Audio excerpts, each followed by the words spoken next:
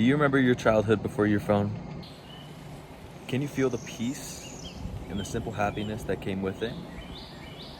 Can you recall when eating ice cream and just playing with Play-Doh or being creative in general made your day? You see, those moments were so valuable to your childhood because they were the most dopamine-inducing moments.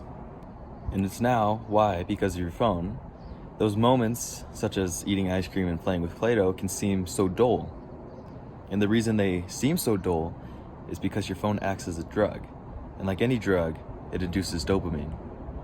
But you see, your phone can create a 250% increase in dopamine from your baseline level.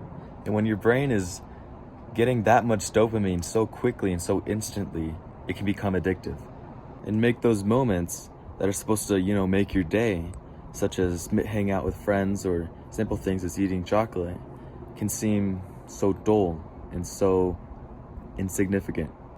And alongside your addictive phone usage, it can also increase your anxiety and depression. And there was a proven study that stated a person who spends more than 7 hours on their phone has a 50% or more increase in anxiety.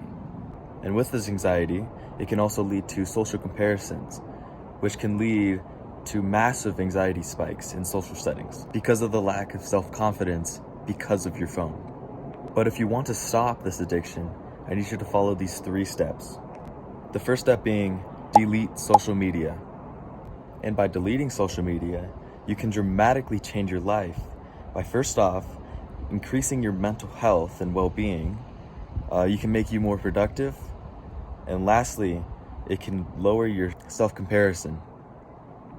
But you see, even when I started to delete all my social media, it became increasingly difficult, and I just kept going back. But as I started to learn more and more, I created the second step, which I call a progressive underload.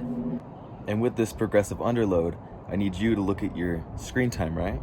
I need you to see what you have on TikTok or Instagram, and I need you every single day to take off 15 minutes of time, maybe even 10 minutes of time.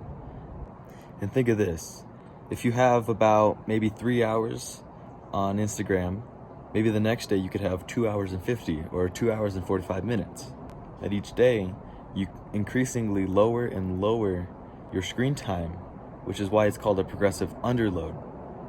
And another thing you can do, which is the third step right here, is you can put on a downtime.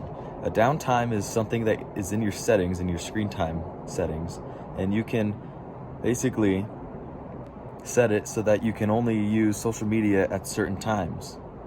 And this one works great for me because up from the morning until about 12 o'clock to 4 o'clock, I'm completely busy with work or running or anything like that.